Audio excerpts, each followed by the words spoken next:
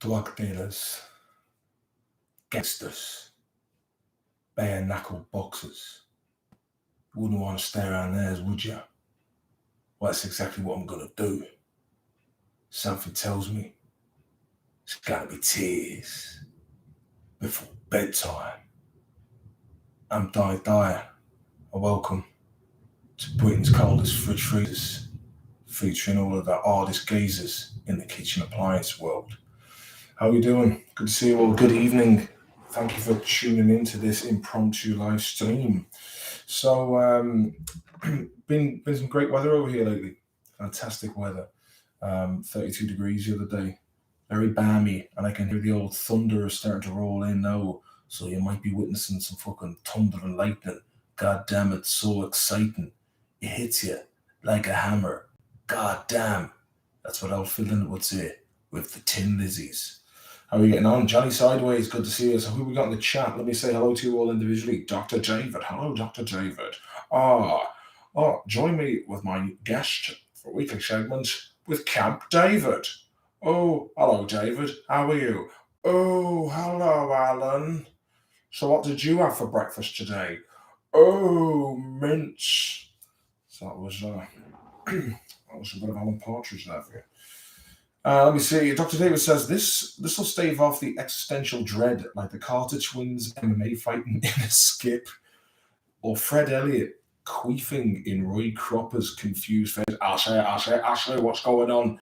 Oh, Fred, come over and try this. Me and Leanne are going to make you dinner. I say, that was a bloody good dinner, that was great sausages, that was. Well, actually, Fred, they were vegetarian sausages. I say.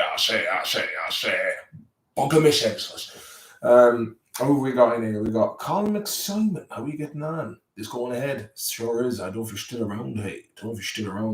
Juvenata, settle down, boys. Frenchy is a grass, says Dr. David there, in relation to Danny Dyer as Britain's Deadliest Man, the time he featured Stephen Wench. The 730, it's a workhorse. It's a lovely motor. Jambo 290, I've arrived. Welcome to the party. Let me see. Fucking Andrew Minahan. Fucking where are you? Eddie Boy. We're just back from day one of Longy. Will you make an appearance? I won't. Well, this is part. I've made a couple of notes just to keep me on track with the chat. I was hoping to go to Pearl Jam, but fair play. My ex-wife put the fucking spanner in. What do you mean you're going to Pearl Jam on Sunday? I told you you have the kids. I was like, hang on a minute. I told you I was going to Lollapalooza on a Sunday. I've arranged with lads. So someone has given me a ticket, but nah, not. And even if I do get trustworthy, reliable babysitters, she'll still give out.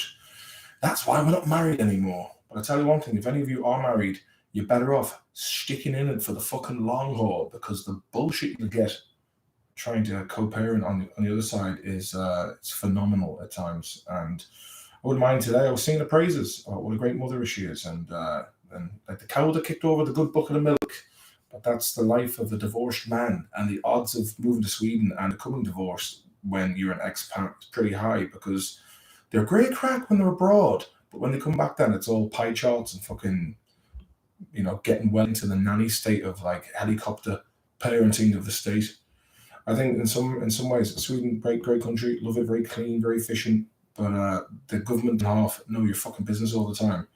Bit of an old canary in the fucking canary in the coal mine job. Juvelizer, how you doing? Megan Higgins, I was going any crack.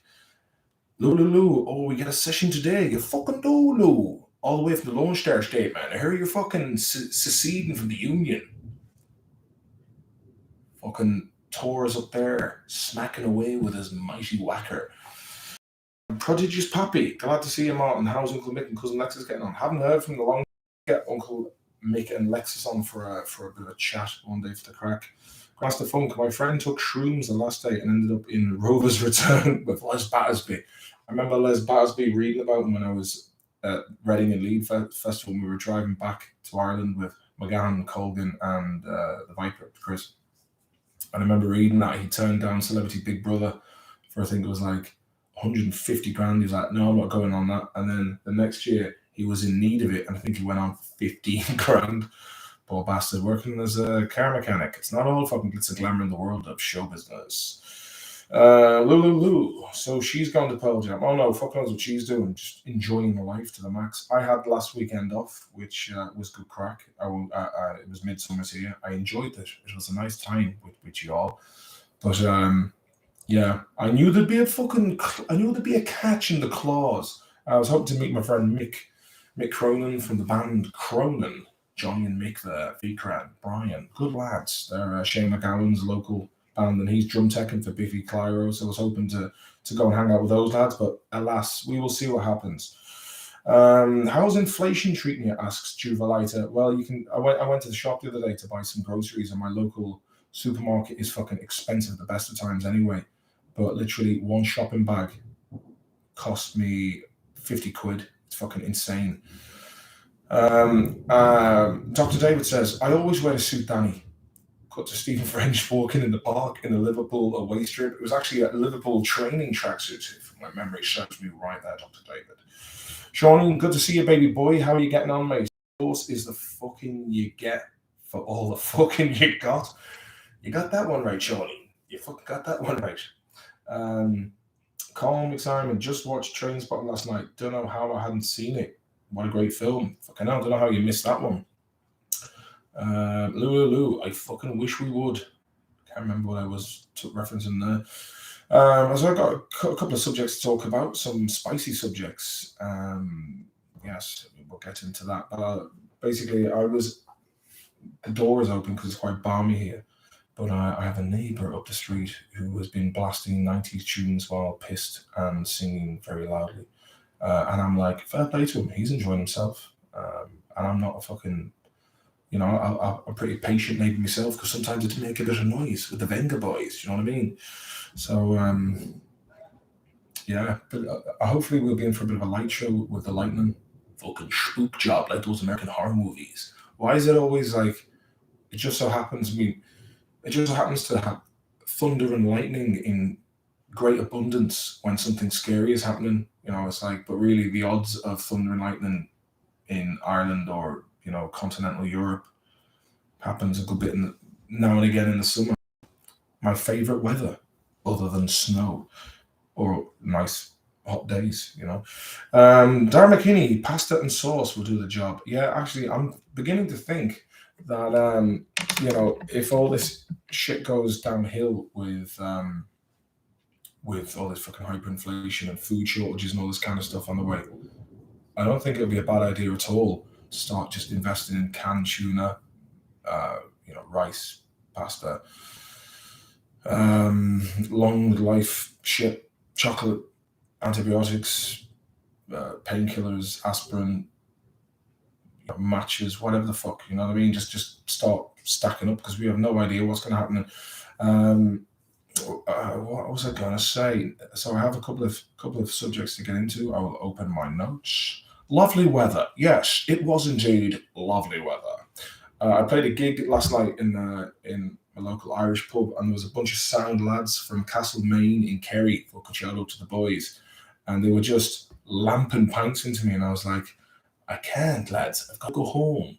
But this is a rare treat to have an actual pint bottle of the Clonmel champagne. So I will cheers you all, the first of the night, probably the last. But anyway, I will enjoy this.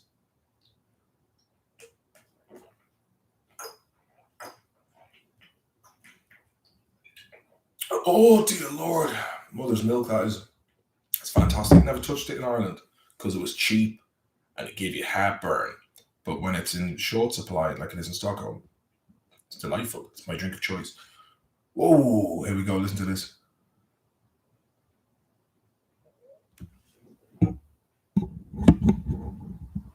Hold on.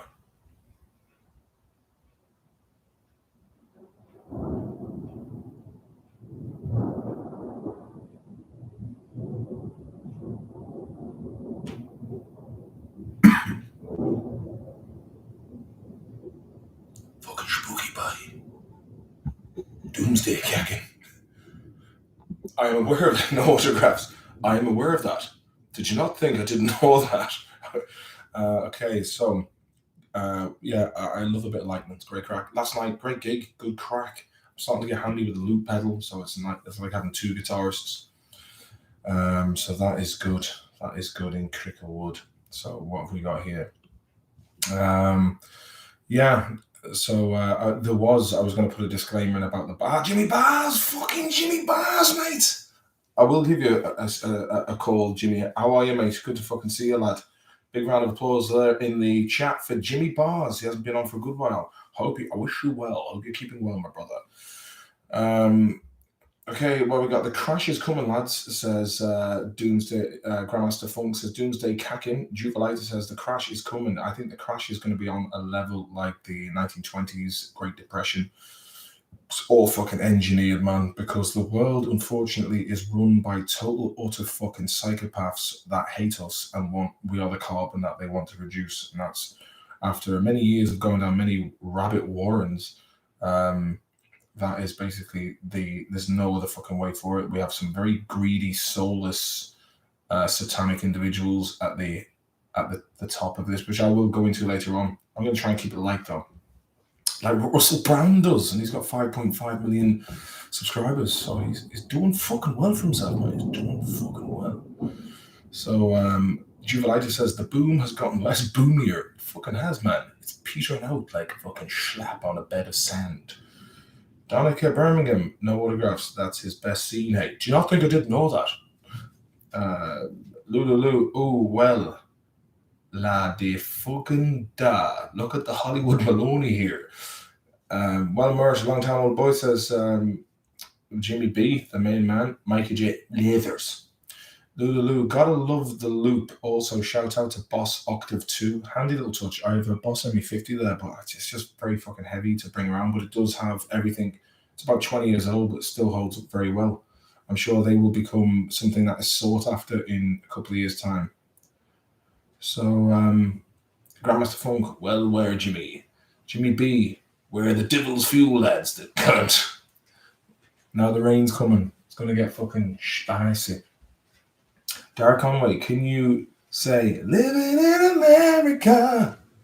I can say there's nothing wrong. Grandmaster Funk, Russell Brand is pure fear porn. All you have to do is read his video titles and thumbnails. Low vibe crack. Yeah, Luke Radowski is a bit like that. You know, they'll have like thumbnails of people like this and like red arrows pointing at shit that says, it's happening now. They finally done it. You know, it's just kind of, it's clickbait. And I won't do that to you.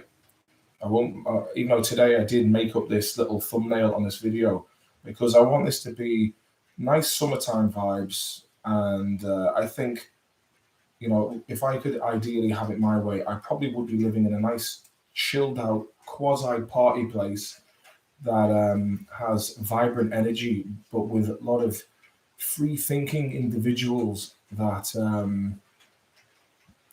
want to move away from the trappings of this fucking synthesized world that we're living in.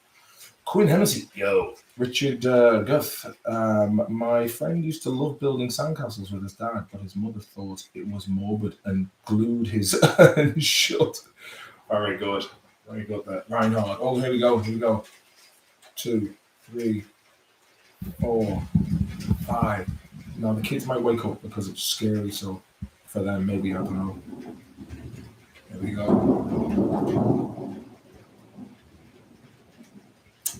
You'll have to do better than that, Thor. That was a bit shite. Okay, Sam Atom, I'm lurking. Did my mates make any cans of themselves, Maloney? Sam Atom, as in the lads in the Kerry Boys. Because if it's the Kerry Boys, they're fucking good lads, man. They're good lads. Castlemaine Boys, Tommy and the boys. And can't remember your man's name, but he can literally, they have a song about him. And he literally, when it goes to the song, they go in 5, 4, 3, 2, 1, and at the end of it, he's finished the pint. I tried doing it myself with a bottle of Magnus, didn't work. Lulu, I'm happy when I get notifications for these live vids. Thank you very much. No autographs. Yeah, I'm not a fan of Russell Brand's videos. Shite crack. Yeah, you know, he seems to be a bit more. He went through a stage where it looked like he'd swallowed a thesaurus, and every video he made just seemed to be kind of an exercise in how loquacious he was. But You know, maybe he knows which way the wind is blowing now, and he's kind of going, "Oh, maybe I should get on that, like, try and be like the, get ahead of the curve." So I don't know. A man touring. The thunder bite, says Jimmy B. Dr. David, counting the seconds between thunder striking tells you when it's getting closer. The same applies to farts after Guinness. Quite right. Brand is only into pontificating, hey. Dollar boy. Yeah, well, you see, I've always, I've been on this fucking buzz a long time.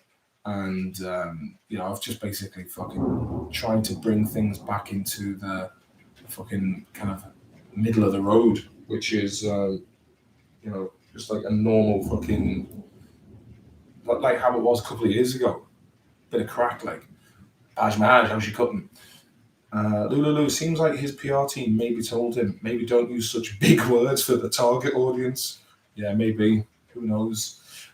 Colin Simon, do you ever reminisce about your young college party days before responsibilities took over? Sometimes, but you know what? Like, I lived a full life in. Like, I have to say, I don't regret the fact that I filled my life with as much experience from the passions of youth. I mean, I know that I do waste a lot of time, and a lot of it's spent fucking either on Twitter or watching other people making YouTube videos. But I've lived a very full and eventful life, for better or worse. It's probably one of my only concerns was the fact that I didn't maybe think ahead. I mean, look, I basically live in the. I've always been like this. I always live in the here and now, and I find it very difficult to plan for the future. And a lot of the time, if you do try and plan for the future, shit can come and just ruin the buzz. So I don't know. It's a bit of a fucking tough situation I'm in at the moment because. That was the other thing. So this nice white wall we see behind us won't be seen after next week. I had to move out, and I'm moving out of the area which I've lived in for 8 years. It's gone fucking extremely expensive here in this area, and I'm gonna have to move out to a temporary lair, and then I'll be moving to another place which will be the fucking man. See, Stockholm's a really fucked up one. Obviously, when I got divorced, I was like, right, fair enough, your fucking place. But like, I should have looked ahead more, and I wasn't expecting to be divorced. And maybe I should have looked a bit ahead, and because over here you have to join a queue. So fucking bureaucratic, everything here in Sweden. It's like the fucking Hitchhiker's Guide to the Galaxy times, where they go into those fat lads who just have reams and reams of paper.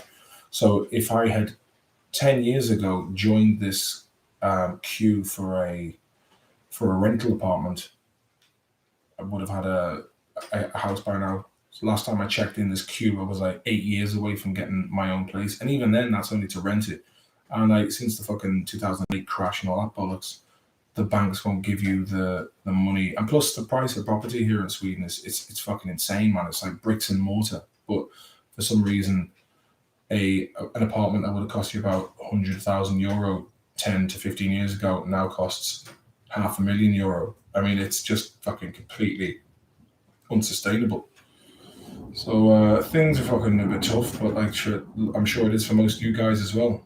And I'm certainly not going to be one of these fucking dickheads who goes around posing and fake it to make it. I'm living a good life. I have everything I need, and I think this is something that society has instilled in us since an early age, for all this fucking the fabulous life of MTV Cribs, and this whole rewarding pathological materialism.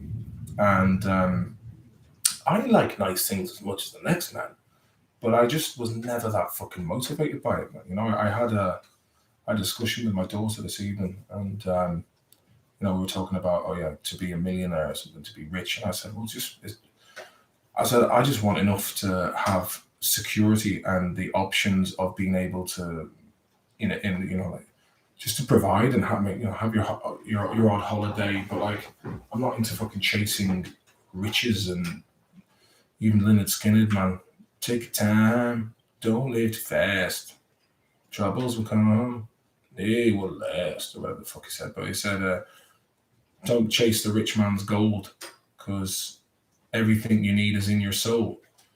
And the words of Ronnie Van Zant from Skinner, he seemed to be a man who understood the crack. Which, and funny enough, I remember reading a story about the Leonard Skinner crash, and before he got up on the plane, they had a bad feeling about it because it used to be Aerosmith's touring plane. So the management took commercial airlines and gave them this old like banger from the 1940s, and they ended up even before this crash, they saw like a huge plume of fire coming out of the back of one of the engines, and they all had a bad feeling about it. And the man Van Zant, the singer, just said, "Well, if this is my time, it's my time. It's God's will." And then he just kind of took it like a champ and died. So I'll read some of these responses before I continue on. No one ever laughs as much as they do in school because it's so fucking miserable. Discuss. I remember my parents used to say to me back in the day when I was a kid, the school days are the happiest days of your life. And I was like, school's fucking shit, man. I hated it. I hate the idea of having to get up early and go to a place that I had fuck all interest in and being spoken down to. Like, at least when I was at home, I got treated like an equal individual. I was treated as a member of the tribe instead of being a candidate for the tribe like you are in school. So, I guess the school days they were referring to meant like the days of when you are school age. Everything is new, everything is fresh, and I think the older you get, there's a trade-off between the wonder of the world outside and beyond this world and the gaining of experience through living through that. So like, I'm nearly 40, man. I've become, I'm not as energetic. Sometimes I'm a bit boring. Like the kids go to parks and I'm just like sitting on a bench going, you guys just chill. Whereas maybe that's down to just the fact that I'm not as fit as I was. So I probably need to just get back into the exercise. But like, you slow down as you get older, become boring because your cells aren't replicating to the same extent as they once were. You've seen everything. You get a bit fucking jaded, like. But I think, look, in school, you have a load of young friends who are with you on this journey. They don't know, they know as little about the world as you do, and everything is fresh, and you're going through this together, and your friends are also going through this institution. It's like you're doing fucking jail time together. So you do forge these bonds with your childhood friends, who then, when you meet later on, and you have a laugh with in school, and then later on in life you meet them, and it's literally like no time has passed. You just go straight into it, and that's the very beautiful thing I think about when you meet old friends that you haven't spoken to for a long time. You just pick up where you left off. A bit of equilibrium, fair play and Mart. I can't remember what that was about there, Jimmy B, mate. Sam Atom, nah, not those lads, Manchester lads, O'Donnell, Jones and Andy, week and a half back. Oh, yeah, good lads, man. Fucking, I had good crack with those boys. Good fucking lads, man. Good lads. Andy sounding, he looks like my brother-in-law, Chris. Chris Perry. Oh, it's Chris Perry, sorry. Hello, shout out to Chris Perry too. But he looks like he could be my brother-in-law, Chris Watson's brother. He's like, that's a lovely little ditty.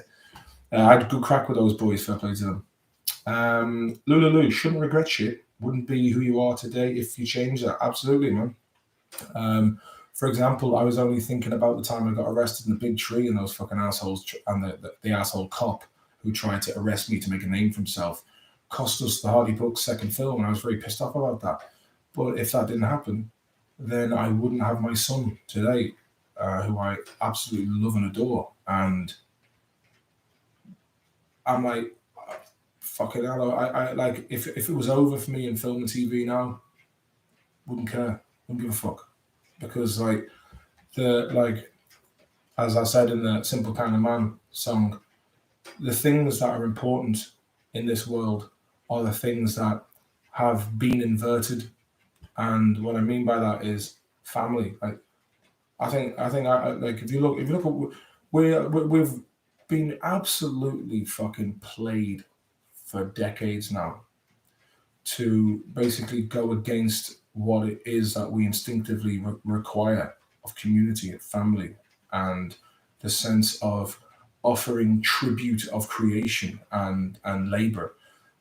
And I could see from a young age that the money that you get in a regular job compared to what these fuckers at the, mid-level and these top positions of power globally are making. The game is fucking rigged, man, and it has been since, Victorian times and labor mills and kind of thing. And it's just like, I could see that at an early age, and I was like, fuck that. You know what I mean?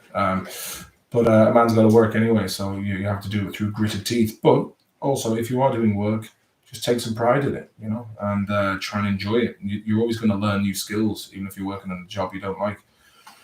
Let me see. Would you rather French kiss Ryan Tuberty for 10 minutes or have to Vodka pump you 3 times in the bum? Oh, fuck me, that's a bad one, man. I'd probably go with French kissing Ryan Tuberty for 10 minutes. I mean, 10 minutes of that, man. How do you endure such a thing? But it's better than getting bummed by Leo. Grandmaster Funk, Lynyrd Skynyrd is hard to spell. Fuck it is, buddy. Shauna Reardon, I understand, man. I separated with my ex 5 years ago. We have a kid. I make over 80k a year.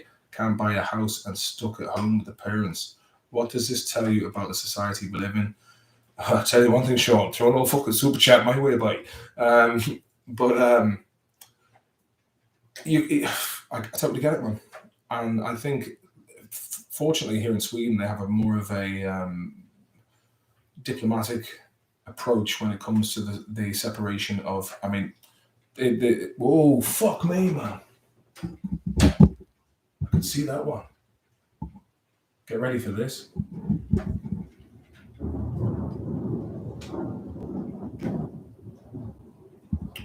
Bit disappointing. Yeah. So look, ultimately, the thing is for me, which I really miss. Obviously, I haven't been home for fucking ages. I miss the fact that my family are there to help with the kids. It wouldn't be a problem over here. It's just me and my girlfriend and she's very helpful. And that's it. Sometimes my sister-in-law helps out. No point in asking mother-in-law. Oh, she don't know. Look, she helps out, but it's like not at the times when I ask her because But that's it, man. You don't really kind of trust your kids with anybody, and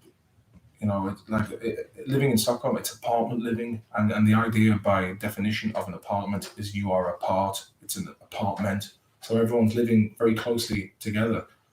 And this is something that I discovered when I moved back from Ireland again back in 2014. I was surrounded by all these different windows, these little apartments. And you could kind of see into all these apartments, and you realize like I'm living in such close proximity to hundreds of people, thousands of people. Yet there's no we don't know each other.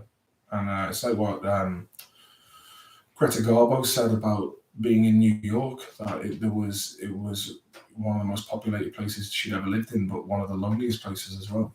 But Sean, I'm sorry to hear you also went through that. And you have a kid. At the end of the day, they are deliberately, systematically fucking disempowering the working class, and they've come after the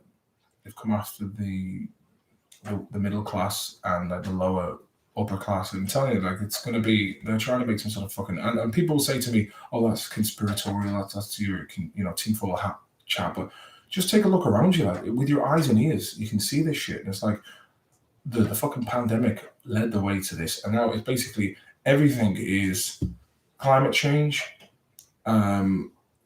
fucking Putin, or COVID. Like they blame that on everything, and it's just the news is all bought and paid for, man. I think news comes from like 5 different every kind of mainstream news source comes from about 5 different companies.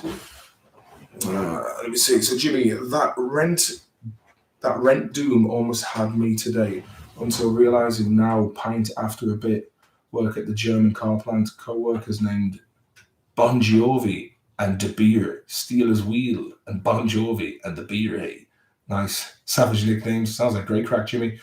Yeah, my fucking rent. Like I had to pay the back rent on this place and the rent on the other place coming up, and it's just like things have been fucking tight lately, man. It's like if I was back in Ireland, I'd be making good wedge.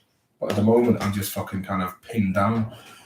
And there's no fucking shame in it, man. You know what I mean? And that's the nature of being in fucking TV.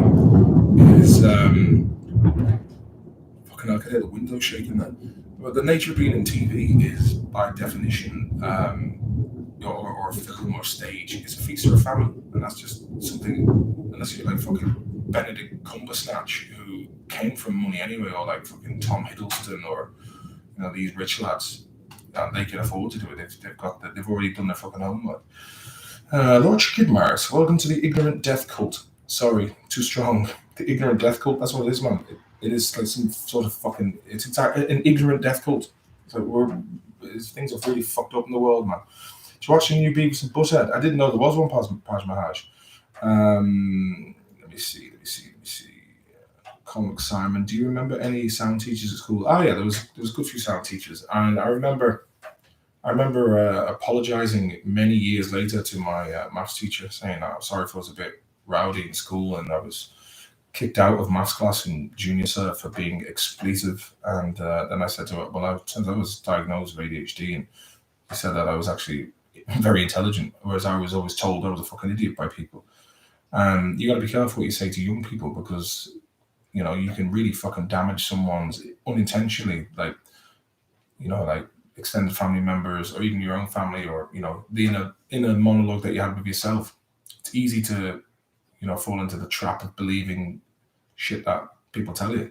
But she was like, Mark, I never doubted the fact that you were a very smart kid in school. It was just that getting you to put the pen to paper, that was the fucking hard part. And I was like, yeah, fair enough. Okay, primary school was class, secondary school was shite. Yeah, I can agree with that. Darren McKinney, some people are suited for more different scenarios than what school prepares you for. Absolutely. I mean, half the shit in school most of it in school, other than like the 3 R's, hasn't really. Well, I mean, I there's certain things that I was interested in, geography or biology and science, that you can apply through looking at the situations in the world around you, home economics and that kind of thing. There's certain things that do help. Dylan Doyle, yup, Durkee bye. Sam Adams says, though an owl Manning may physically slow down, hopefully he has a blinding inner dialogue soothes him until the ending. Got that one right, fucking Sammy boy. Shauna Rudin, school is the best years of your life. Not the same actually in school, but the time and consciousness around you. I remember it peaked with my first E with this statement when I was 20. Yeah, I mean, like, chats, man. Some of the fucking best nights I've ever had. Jimmy Bars, yes, man, tell it. Bible, August Family, keep it right, all downplayed and demonized now. Yeah, because if you listen to the Psalms and the Gospels, this whole like kind of South Park Jesus and pals and all of the kind of the Hollywood mockery of Christ. If you listen to the Bible and you're like, okay, if this is real, right? If it is real, then woe betide us for being ignorant and hedonistically pursuing fleeting pleasures of the flesh and putting the wrong things before us, worshipping false idols and this kind of thing. I mean, the fact that the word of Christ is just like mocked and ridiculed so much, and then you listen to it, and you're like, there's nothing fucking soft about it. You know what I mean? Like there's some pretty stark warnings there, and like, let's face it, it's like we don't know metaphysically what happens. I mean, I feel there's something more to this in life. I don't know what the fuck the story is. And you got scientists and Lex Friedman podcasts, talking about we're in some sort of simulation. It's funny how people now say it's a simulation because they have the technology to compare this current time with that of this simulation. Whereas if you listen to the likes of what's his fucking name, Alan Watts, he often said that the Hindus would say that we were living in a play. So rather than being a simulation, people thought we lived in a play. Or before the simulation technology, we were like, okay, maybe we're living in a movie, or we're living in someone else's dream, or we're living in, now it's like, we're living in, we're NPCs. I don't fucking, the more I see some of these fucking nut jobs around the place, the more like, yeah, are we basically living in a world of fucking NPCs and there's not that many of us? Who the fuck knows? Is it a Truman Show style thing, but more of a metaphysical version? Don't know. Don't fucking know. Fikra, it took me a while to get down to you, buddy. Any chance of a chat more, Gene? Yeah, I'll try and we'll have to maybe get yourself and Bars onto a chat just to double yours up. But Mick is supposed to be over, and I was hoping to go to fucking Lollapalooza there on Sunday, but the fucking ex put the mockers on that. But I'll be fucking telling her about it tomorrow. We'll see her. Maybe we can come to an agreement. Don't know. But I've got my friend Charlie's wedding next week. That was postponed for 2 years thanks to the fucking lurgy. Jimmy B, take the Bible with the breathalyzer, of course. Like, 1 second.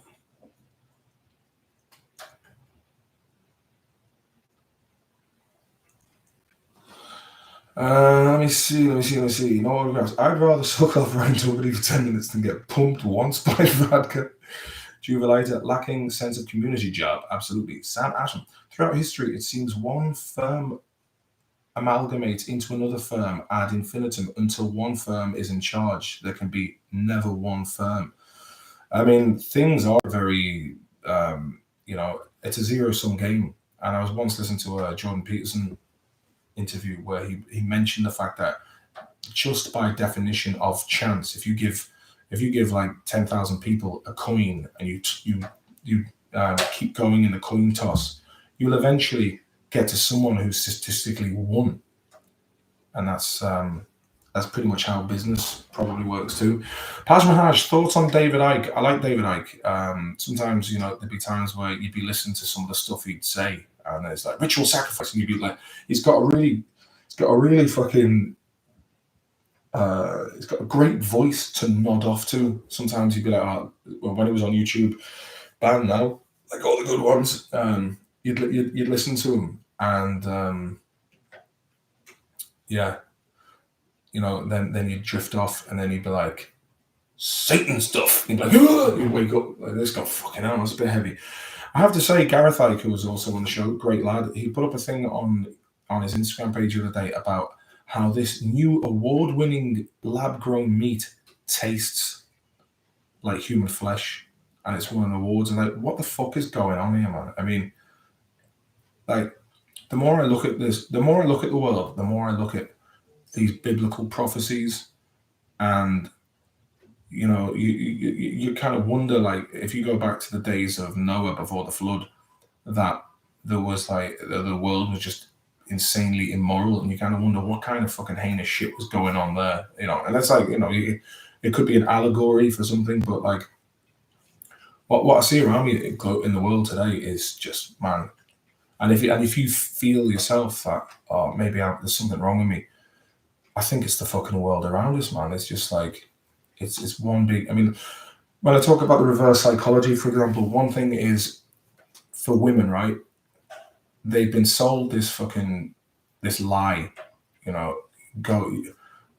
Aaron Russo said it in an interview from 2006, I think it was, where the Rockefeller said, "Why do you think we gave women the vote?" He's like, "Because it's the right thing to do. It's fair." And he said, "No, that's not why we did it. We did it so we could get both men and women into work.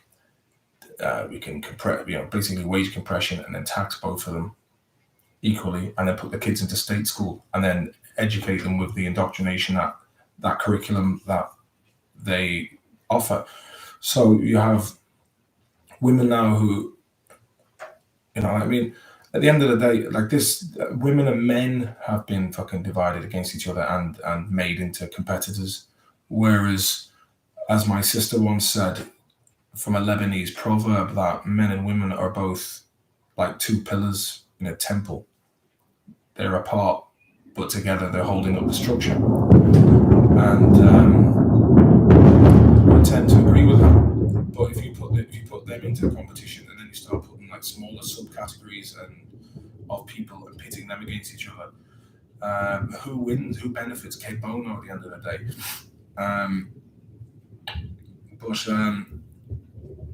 The fact that any young woman who decides to have children is frowned upon almost and mocked, whereas, like I said, having children is what has anchored me, because I don't, like, if I had gone the other way, didn't choose to have kids, pursued the Hollywood show business life, I would have been a complete fucking dickhead. And I was going down that path of being a dickhead. And I remember that, funny enough, that time I got arrested for fighting the bouncers. and whatnot. I remember it was a real fucking kick up the arse because my drinking was getting out of hand. Like I go up to Dublin, meet the lads, the Hench Gavigan and Keith Pendred and Mark Leonard, a couple of fucking legends of the old days, Danny Riley, and if I've forgotten anyone, I'm sorry. But I go Chris, I'd fucking wedge. I'd had money like I'd never had before, and I remember like Gavigan and the boys going, they're working flat out in Dublin, paying rent and whatnot, and them saying, I'm like, come on lads, we'll go out, and they're like, no fucking money. And I remember saying, how do you not have any money, man? Like, who doesn't have money? This is how it was, And like having kids anchored me, and it gave me a sense of sacrifice. I remember when my daughter was born 10 years ago, I was like, well, how much I have to buy fucking nappies? How much is this going to cost me? And I've got to buy this. And I was like, this is going to fucking cost me a fortune. And then after a while, you get into it, you become a parent. I used to always wonder like why my mum and dad were so generous to me. I'd ask for like a tenner, and they'd be like, or I'd apply, can I get these shoes? And they just buy it. Your obligation is, as a parent, you brought these human beings into the world, and you sacrifice a lot of your own liberties, energy, and resources and time in order to try and make the best candidates for the future. And so I think it's a good thing. But I think like the way that women's role in society before the Rockefeller shit took over, I think they were equal. Like like I've never seen a difference between men and women. Like I've got 3 sisters, and like they're all strong women, and I've never once heard any of them talking about third wave feminism, this kind of stuff. Do you know what I mean? It's like all it does. I mean, basically, it's cheated them out of happiness and having a strong family, having something that they can, basically like the more kids you have, I think it was Tommy Boo, who said another biblical prophecy, or not prophecy, but a biblical quote was, every child is like an arrow in your quiver, because when you get older, what the fuck are people gonna do like around Christmas time? It's like I often wonder like what it's like you can just keep consuming box sets, and it's like I don't know. I know this is no slant on people who haven't got kids. This is this is just my personal how it worked for me, But I aside from that, I'll move on. And fucking, let's see. This is going to take me a while because Uncle Mick would probably still do a day's work in that weather. Oh, he fucking would. And here's the thing, right? A lot of people, they'll just skip comments and whatnot, but I like to read comments because I feel like it's nice to engage in this with you. Whereas other people like, I suppose that's probably how people get super chats, because it's like, oh, I want my comment to be seen, but fuck that shit, man. Fuck that shit. I'll try and read all your comments.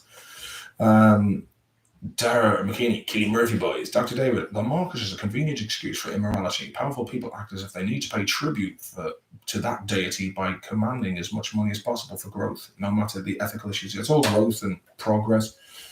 Fucking speaking of which, that bloody Coinbase, anytime I try and think, okay, maybe I can put a few quid on this and maybe make a profit instead of constantly being in the fucking red with these pricks. Temporarily down, but don't worry, your money is safe. Fucking assholes, man. They're making billions every quarter. Cons. Mikey J, the commentary videos you did with Buzz and the Diggers Comedy Gold. There he is. No, fucking look it up. Oh. Yeah, that was the JCB factory up in Derbyshire. We found that video in a gig we did in Cavan. Lulu, a lot of old high school laughed at me when I moved from Houston to the country and got chicken, cows, and land and to hunt. Teeing now, motherfuckers.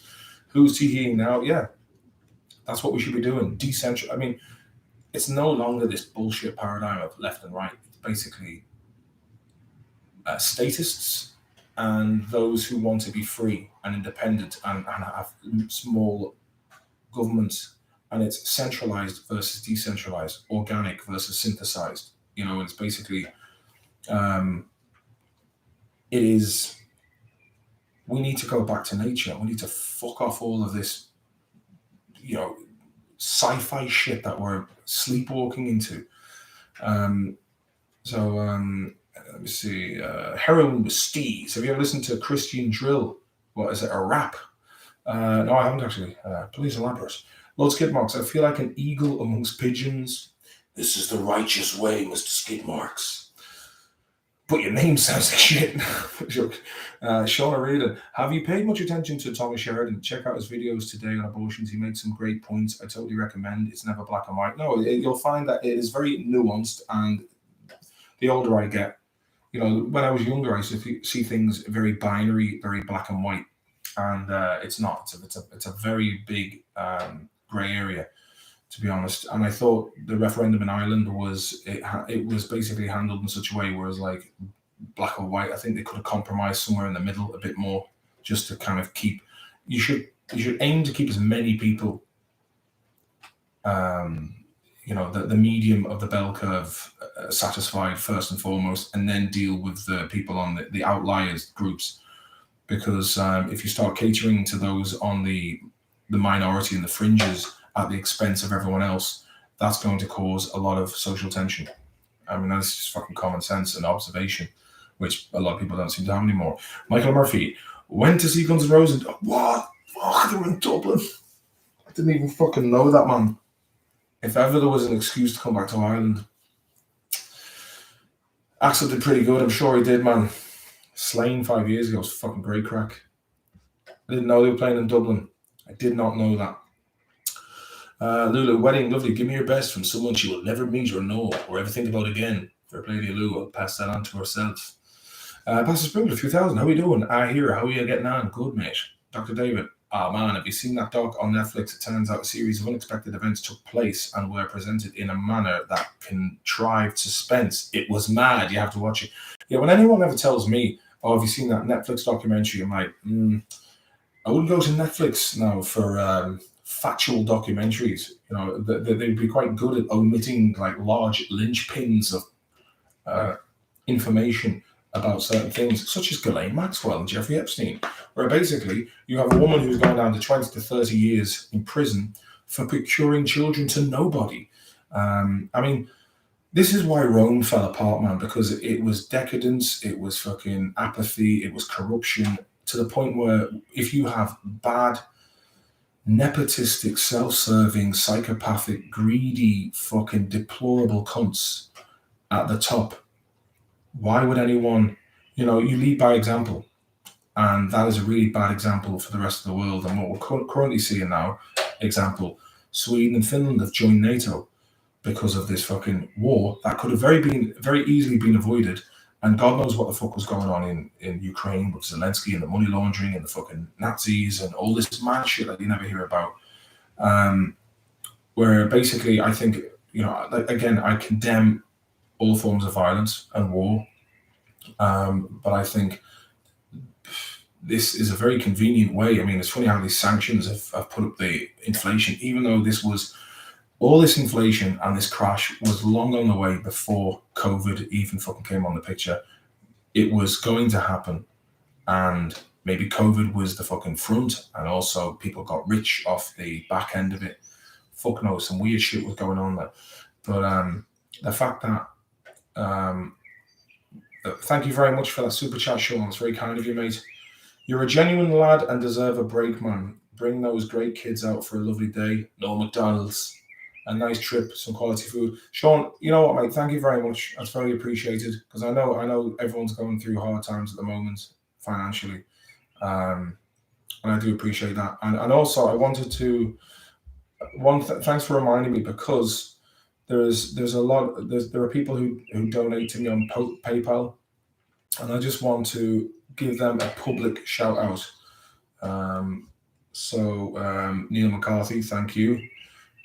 Joseph Sullivan, thank you very much. Let me see, some of the heavy hitters in the mix too.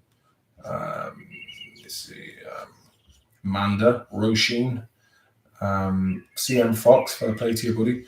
Alan O'Reilly, this has got about 7th of April, but there's people, and that's as far as it goes back, but everybody who has donated to the stream, whether it be on the super chats or on the PayPal account. Thank you very much. I do appreciate it. You'd be surprised how far it goes, lads. A lot of old. Let me see.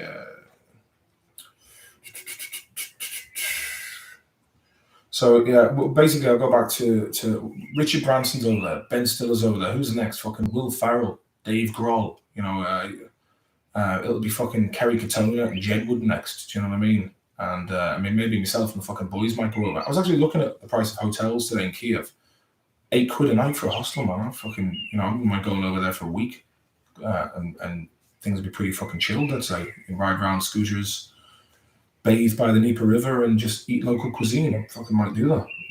I was thinking about maybe doing a crowdfunder to go over to Ukraine and just do some independent man on the ground. Like if I could do that, where basically I have a budget and I'll go somewhere for like 2 days, fly in, do some man on the ground stuff, and just live stream and film some other stuff. So I mean, that's something that I meant to say a couple of weeks ago. But we can work on that in the future. So let me see. What's Tordoff issues with you and the rest of the lads? No idea, man. I don't know. I don't think there's a issue per se. I don't think anybody really hears from him. I don't know where he is, what he's doing. No idea. I wish him well. And if he's watching this, or drop me a line, man. It'd be nice to hear from you. It's been years, and I do miss him. You know, like I have to say that when me and Chris were a writing partnership, I felt like Chris had. The thing is, he had the balls to push the envelope, and he didn't. You know, the difference between me and him, I'm a lot more measured. And when it comes, like, he never really had any. He was always very good at pranks, and you know, the Viper came from these videos we used to do where he'd be like, "Yes, you do, you fucking cunt," and I'd be in the background go, "Don't mind him, man. Don't mind him. So he's talking shite, man. He's been on the drink." No, I haven't. So that's where the video, the idea for the Viper came along, and then yeah, it was me who named him the Viper. I'm not saying that. It is a fact. But then we were walking past the Ilex Centre once and saw the T-shirt in the window, and I went, "Look, that T-shirt, man, you got to fucking get that." And then he became the Viper, and the T-shirt became the man. Let me see. But you know what? I think if ever there was a fucking time for two people to get back together, look, I'm not talking out of school, and maybe someone like, you know, it might go, "Oh, Martin, I heard you were talking on your live stream about me and you're breaking the fourth wall." And I'm going to say this plainly, fucking pull the finger out, man, because it's not even about you or me anymore. It's a vocation to make something out there that dispels this fucked up era that we're living in, and speaking truth to power and making people feel understood, credit their intelligence, and ultimately make them laugh and spread the joy of good fucking satire. And like I'll be fucking perfectly honest with you, man. The fact that like our friendship fizzled out for whatever fucking reasons was like a painful breakup for me, in terms of like you know, we would sit and watch episodes of Sopranos, Peep Show, Partridge, The Office, and obscure late night stuff on Channel 4 when we were growing up, and we would play football, play PlayStation, but on first and foremost, what we did is just took the absolute piss. We had nothing else to do in town apart from take the piss and mock things and be cheeky pricks. And you know, like the fact that he's excellent with tech and I'm better with people, it was a great little synergy that was going on there. So with that in mind, wish you well, mate, and I hope wherever you are in the world right now, you're enjoying life, and you know, as Tupac would say, got nothing for love for you, boy. So Juvelita says thunder occurs after wise statement. Sure did. Basti Sprinkler 3000, scatter out the gap. Sam Atom, the sky salute you, Maloney. Juvelita, was your peak of earnings in the Hardy Books era, Martin, if you don't mind me asking? Yeah, it would have been. It would have been, yeah. I mean, it was just the amount of fucking gigs and shit that came along with it. And then, but the thing is, it's a bit like, money is a bit like, I don't know if you played Gran Turismo back in the day. It's like starting off with a fucking Mazda Demio and doing the Sunday Cup, and then you have to get the experience, get the licenses. Then you know, because when you're in a fucking constant state, like me personally speaking, it was divorce, pandemic, two pretty fucking traumatic upheavals in life. And now since, like, I you know, it's just getting back, planning, and like, I really need to take the kids back, but the price of it's going to cost over $1,000, and I don't have that kind of money at the moment with the rent and whatnot and the fucking price of things here. And I miss it, man, because I'm a fucking natural entertainer. That's what I do. And I think I've got to get over for a couple of weeks this summer. But I don't want to do that until the living situation has been sorted out.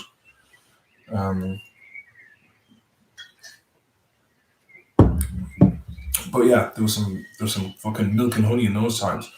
Sam Atom, imagine thinking you need an ideology to be who you already are. Yeah. Benjamin Harris, what do you think is in the 30 minutes that was cut from Eyes Wide Shut that we're not allowed to see? Well, you know, I've looked into that myself. I'd say it probably goes along the line of Epstein's Island, elites, weird shit that they're into.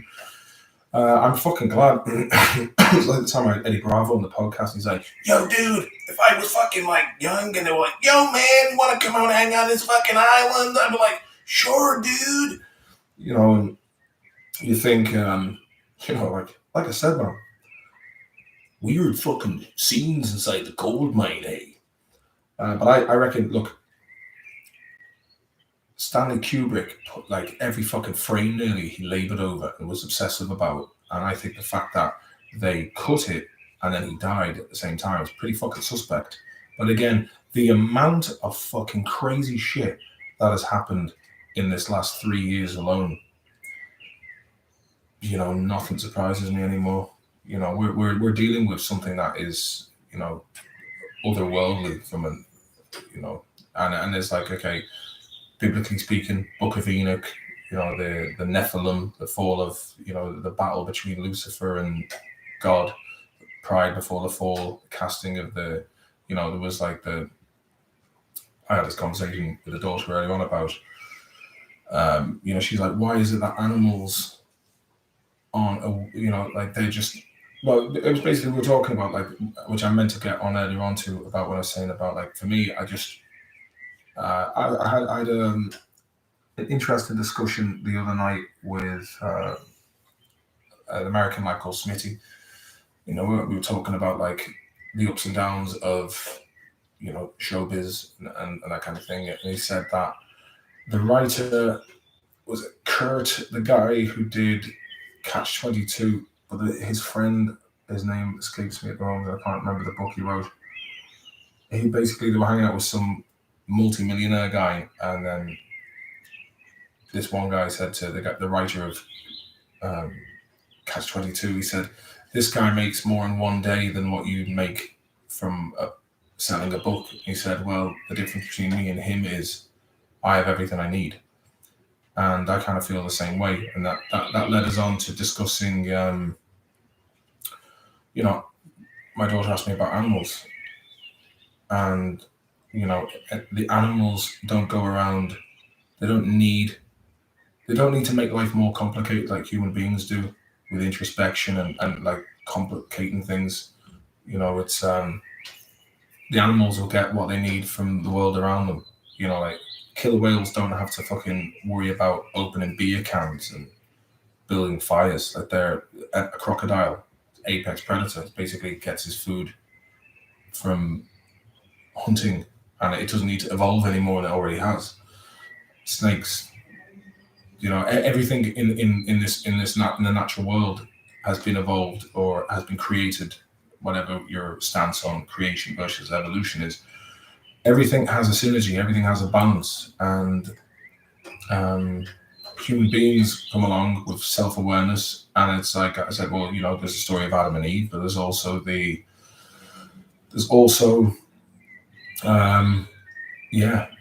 people talking about divine intervention or something from somewhere else that came and spliced the DNA of whatever higher beings these are with with whatever the fuck we were.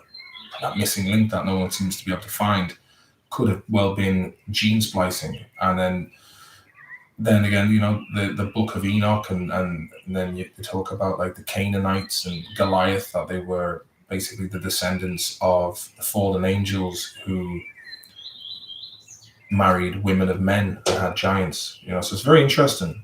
This kind of all this the old the occult world and biblical references. It's something I've been interested in for a long time. I don't know why. Let me see. Kyle, stoned as fuck watching. Love from Wales. Well, Kyle, on the Himro. Colin Simon, Scotland having another independence referendum in October, I think. Look, I mean, here's the thing, man, about independence referendums. What fucking good is it if you're going to be ruled by a bunch of fucking technocrats in Brussels that have modelled their headquarters on the Tower of Babel? There's a lot of, you always see these people on Twitter who have like the EU flag in the bios. It's like Ireland, yeah. If we had a united Ireland, it's not a sovereign nation. Like, you've got fucking gombeans like Fine Gael and Fianna Fáil and whoever the fuck else who are willing just to sell out their own people. They're not representatives of the people. I'd be a better fucking representative of the people because I just fucking say it as it is. But then that's why I would never get anywhere near a position like that. Because imagine the fucking field day the media would have with me. They'd be dragging shit up from the past, smearing me. And why? Because I would do what any leader would do, and that would be to represent the people that have elected me to do so. Whereas most of these, like Swedish Prime Minister, Finnish Prime Minister, Boris Johnson, Mike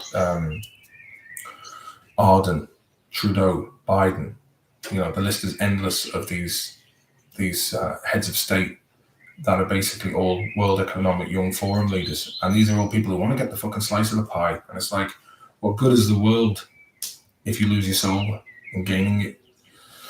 Proud Productions, how you doing, sunshine? Good to see you. I mean it, man. It's people like you, says Sean Raiden, who have made such a difference to all of us. Thank you. But you know what, Sean, mate? It's an absolute pleasure, because I don't claim to be anyone I'm not. At the end of the day, I feel, since my foray into the world of low budget Irish TV shows, cult comedy, I feel that I'm back to who I was before it all happened. And when I was in the throes of it, I couldn't be honest. Like, anytime I do an interview, I'd say the wrong thing, and I was always having to watch what I say. Where now I feel like I'm liberated to speak my mind. And this is what I'm doing now, speaking with my own accent and being very honest and vocal about my feelings and my observations in the world, is something that I was afraid to do for many years. And I think in this day and age, man, if you believe something and you can see it and it's objectively provable, then why be afraid of fucking upsetting the apple cart with some absolute fucking lunatics that have been vaulted by the establishment to be fucking online stormtroopers, HR departments, people like, did you see that Canadian woman who was talking about, oh, you want to do your little freedom protest? Yeah, well, don't forget, people like me are in HR. So if you want that job, you want to keep that job, we can make you work as little as possible, but we'll do it. The woman had eyes like a fucking goat. You know what I mean? Fuck her anyway, and anyone like her. God have mercy on her. Sean Hurden, sorry. Darren McKinney, 4 lanterns, Buncrana, best fast food. Ooh, the curry cheese chips will go down a storm now. KO, Hardy Book's absolutely brilliant. Love from Himru. Right, Chrissy Pez, man, how are you getting on? Oh, let's go to Ukraine, bro. Let's do this, man. Man on the ground stuff. Bring Owen Colgan with us as well. And he'd be like, howdy ladies, we danger. Dean Hennessy, on the way to Amsterdam tomorrow for the 30th, on Sunday, going to see Molchat Doma. Can't fucking wait. Lebishkin Dildos, the lot. What's Molchat Doma? Don't know, man. I'm too old for this stuff. Dr. David, Nicholas Lyndhurst has set up an OnlyFans and horses. And David, I meant to get back to you, mate. I've just been, there's so many fucking things that I just, like my fucking mind is scatterbrained at the moment. Lou, what was the British fella who was in Afghanistan when the US left? Wasn't he a lord by technicality, Miles or something? Love to see Maloney in there. Who's that, man? I'd like to know more. Vigano for Pope. Bishop Vigano knows what's going on. Whiskey. Vigano knows the crack, eh? He's not happy about this shit. Ben Stiller directed most of the Severance series 1. Pretty fucking good Philip K. Dick job. Really, I haven't seen that. Shauna Regan, I can hear the beautiful sounds of birds singing out your window. It blends in well with your voice in the live stream. Thanks very much, Shawnee. Bye. Ben McDonough went down to show that cowboy and French toast were holding today, man. It was great crack. I wouldn't mind getting over to that myself. Vigano for Pope, how do you see the ideal Ireland, ideal world? Man, I don't know. Probably something that the revolutionary lads had, a free fucking state where, everybody is equal. And, I think I don't know, man, just going back to being, I don't know. You see, like, obviously the Catholic Church was, in many ways, guilty of abuses of power, sexual abuse, and, reprehensible fucking Magdalene laundries, like the abuse of children, and, the power that they would wield. A lot of these priests, I mean, clergy always attracts psychopaths because it's the feeling of power that they have over people. And there's nothing worse than someone who feels like the power that they're abusing is for the spiritual or the physical good of those under their power. And, you'd hear stories about poor families who at Christmas time would have to give up everything because they would publicly call out at Mass who had donated what to the church. Meanwhile, their kids were going starving. But the thing is, yes, many bad apples. I don't trust Pope Francis either. I think he's a fucking wrong'un. And that Bishop Vigano would agree. And I saw a video of a nun there who's claiming that he's the spiritual leader of the New World Order, which I would definitely agree with. Look at Nancy Pelosi going there, hanging out with the Pope, and like this woman is anything but Christ-like. You know what I mean? She's a fucking criminal, as far as I'm concerned, and she's she's implicating a lot of division and chaos with her other fucking lackeys that are causing a lot of bother in not only in the States but around the world. So yeah, but my point was, when Ireland was, when it was a Catholic country, parking all the negative aspects about it, there was more respect for each other, and I'm not a Bible thumper or anything, you know what I mean? But it's just like, when you look into it, there's a lot to be said for, being good and decent and having that fear of God, because, there's a lot. If you don't believe in anything, then what separates you from the instincts of animals? If you look at like Bach, the music that Johann Sebastian Bach would have made, or the architecture in cathedrals, that's what I was saying earlier on about the effort and the aspiring to build something that reached up to the divine. Hit the fucking thumbs up there, boys. It's like, that's gone now, and I think we're very we're quite, I think as a species, I think humanity is collectively lost. We're like a people divided and scattered, and there's that thing about like the fact that to be Catholic in Ireland, and this is how I was raised by my mother, who's Catholic, and they had to fight for their religious freedom to be able to. They would have been killed if they, that's why if you go into like forests and secluded parts, people would walk to the middle of nowhere and you'd find a big rock, and that would be the mass rock, and that's where the altar was.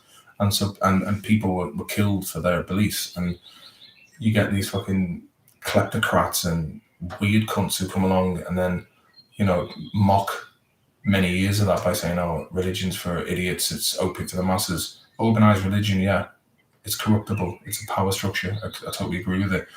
But the fact that you don't need a middleman, you don't need someone to the job of a priest or a pastor or a rabbi or a imam, their job is basically to, guide the clergy in accordance to the literature that has been ascribed in these texts.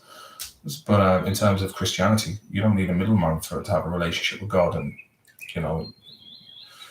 it's stuff like, like if you're going to do a good deed, don't let the left hand see what the right hand is doing, and there's an awful lot of this virtue signaling going on. It's like, look at me, how great I am, how charitable I am, and if you do ascribe to having faith, then nothing is unseen in that regard.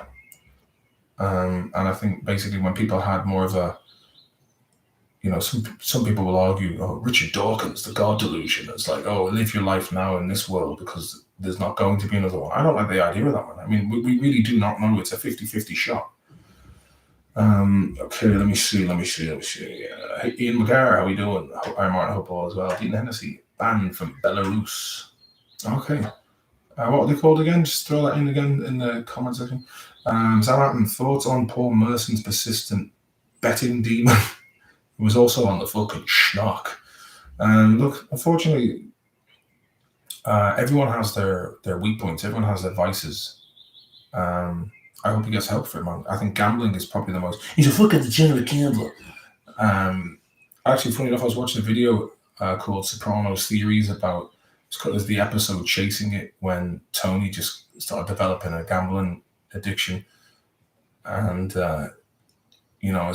gambling's the worst, man. Like Sweden, it's always like, oh, you can't go and buy liquor from the supermarket. You have to do it through the government monopoly here. And back in the old days, they used to keep a ledger in every time you go into Systembolaget over here, the government-run monopoly off license. They would keep a ledger on exactly what you were buying and consuming to perhaps be used against you in future. I don't know. But the fact that, this country that is, so backwards on like weed, and I'm not on about fucking stupid super strain hydro nonsense. I'm on about like shit that just fucking you can plant a few seeds in the woods and then it grows and then you smoke it. It's like how it has been for centuries. They're against that, but they will allow pharmaceutical companies to give out untold amounts of fucking psychotropic SSRIs to people and make them dependent on antidepressants and lithium and Prozac and all this shit. No problem. But when it comes to something that just grows naturally in the ground, nah. But what they do is gambling, non-fucking stop gambling adverts, bets, 365, PokerStars, Ladbrokes, fucking Coral, and it's just like, okay, you can drink, you can fucking take drugs, you can bang prostitutes, you can have food addictions, there's all these kind of addictions, but nothing is going to fuck up your life as quick and as fast as gambling, because you can literally fucking lose everything in the roll of the dice. And I think the fact that there's some weird shit going on in the Isle of Man as well, man. Do you ever notice that if you see boats that have the Isle of Man flag on their ship, and you'll often see this, like, why is there so many, like, you go to like south of France, Greece, fucking Italy, South America, you'll see these Isle of Man flags. And apparently the Isle of Man, because when you're on the seas, your ship is apparently governed by the law of the flag that you are waving. If I was on the seas, man, I'd be fucking having the old Jolly Roger. Let me see. But yeah, gambling.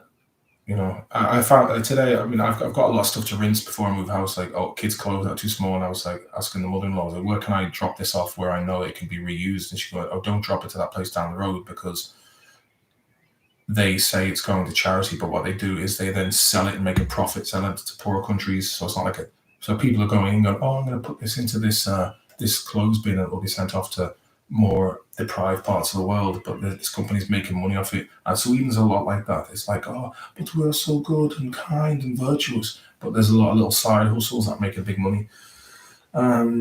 Like today, I saw parking ticket attendants putting another ticket on an already ticketed car, and I was looking at them and I was like, I'd rather go fucking hungry and risk having a roof over my head than fucking do that job. You know, that's the kind of I can't stand how people, you know, order followers, the fucking jobs worthies.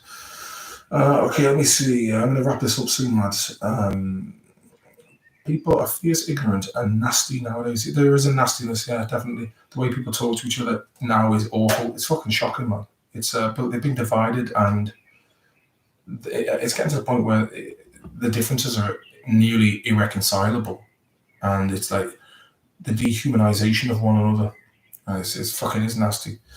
Cannibalics, Shawnee, the church provided a lot of services for the poor and disadvantaged. People were so eager to chuck out the church because of the bad, plenty of wrongings, but they didn't consider the good. It was more good than bad. And I think in Ireland, when we were all kind of Catholic, it wasn't just like you were Irish, you were Catholic, and then it was like, you know, you'd meet Italians, and you know, they look at America, you had Polish Catholics, Italian Catholics, Philippine Catholics, South American, Mexican Catholics. You know, it kind of felt like it was in a weird way. It was kind of like an extended family. You know, like I remember talking to one of my best mates, a man from Chile, and I was like, he goes, I'm an atheist. I went, yeah, but you still have Catholic guilt. Yes. So like, it's something that you have in common, you know. For gambling, has there ever been a time other than in tribal setting that humans have felt collectively solid? Don't know, man. I don't know, but I think the fact that everything has been siphoned off, it removes money from psychiatric healthcare. It removes, if you start putting people into poverty, people get desperate. When people get desperate, they lash out. It's like in desperation, they're not. If you put people in a constant state of low vibrational fear and panic and worry, it's very difficult for people to live in the here and now because they're thinking about this future that is bleak. And you know, look at the States, man. Like the States. You got that street in Philadelphia, you know, that was just, or Vancouver as well. I saw a video the other day in Vancouver. It's just like, the person's like, look at this, look what Trudeau has done.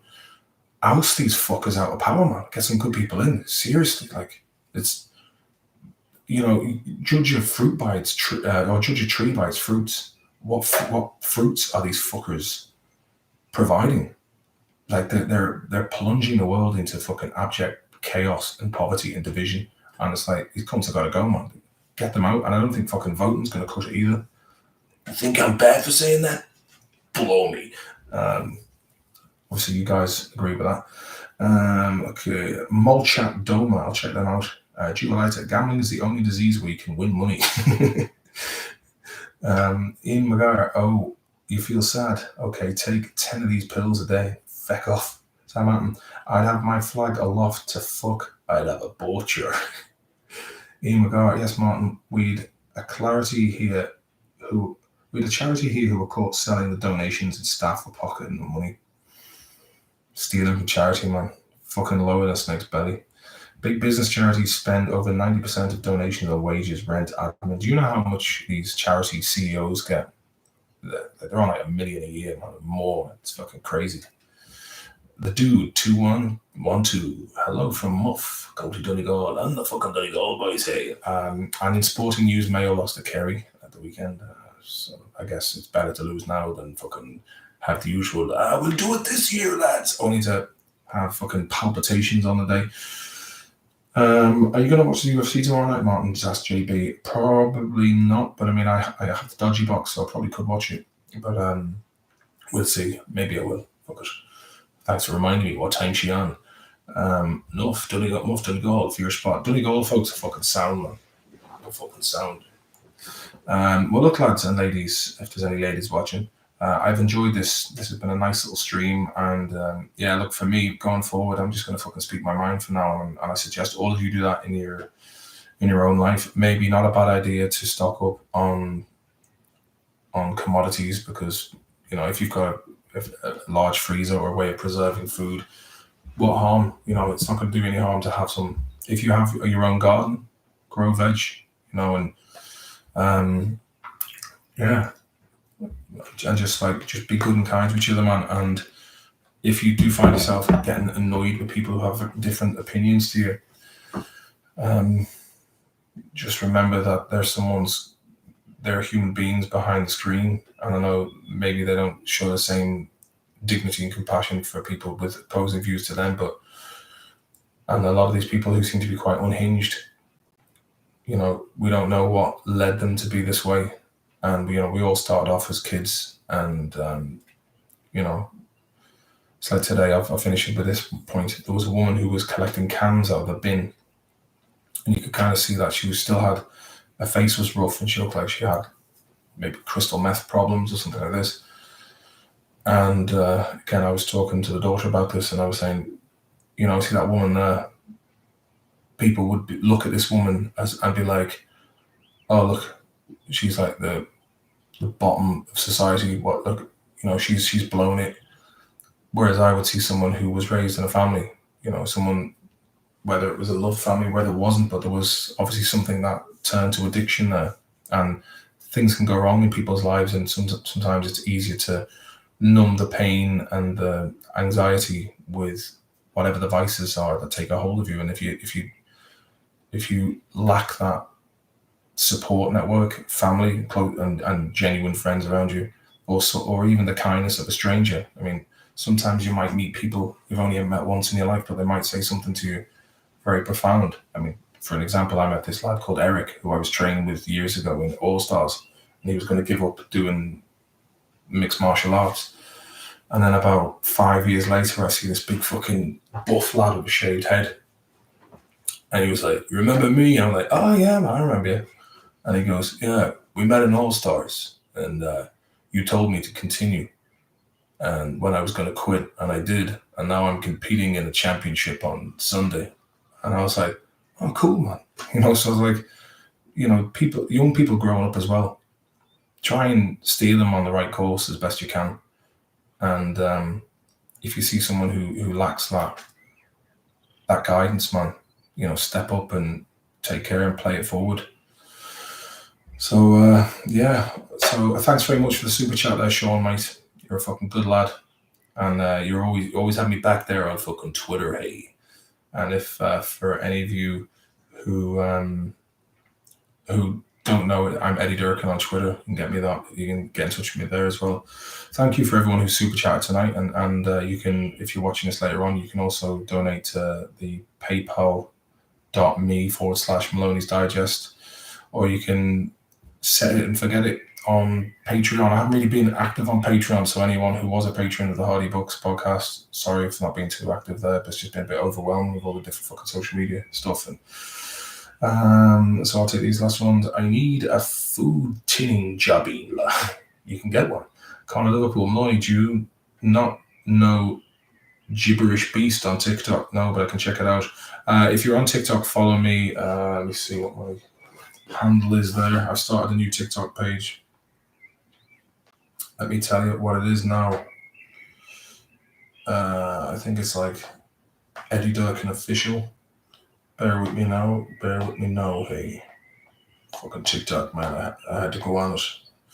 If you haven't heard the new Hardy Book episode as well, give that a listen, man. It's very good. You like that? It's funny. Good for it. Shut up. Fucking daft. Enough of rubbish, man. You know what I mean? Absolute shite. Okay, profile. So it's called Eddie Durkin Mon. So if you want to see it there, Eddie Durkin Official. So I've only got 56 followers, not too bad. Bianca Ingrosso's got 105,000. So I'll be on that as well if you want to give me a follow. And Gibberish Beast, I'll check that out. Connor Liverpool, Sam Atten. Let me see. People forget there's a person on the other side of the screen. Absolutely. Sam Atten, yeah. Me, Ian. Ian, I kept telling nephews to not worry about others, do what they love, enjoy it, follow their dreams. Bollocks. You know what?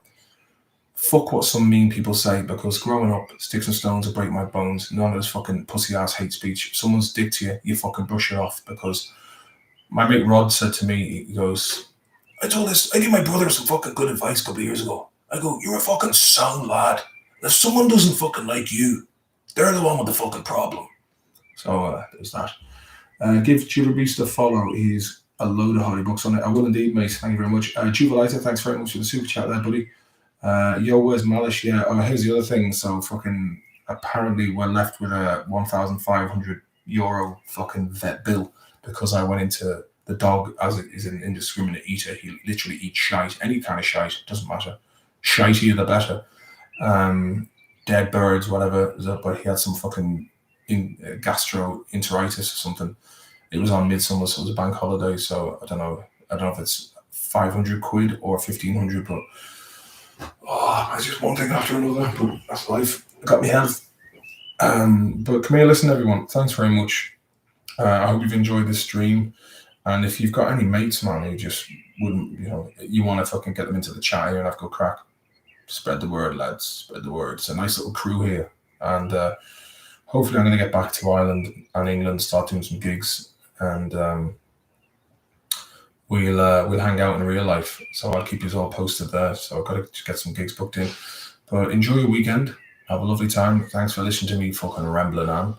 Led Zeppelin style. And just have a nice weekend and look after yourselves. Good night and good bless. Shuki your lore. Good luck.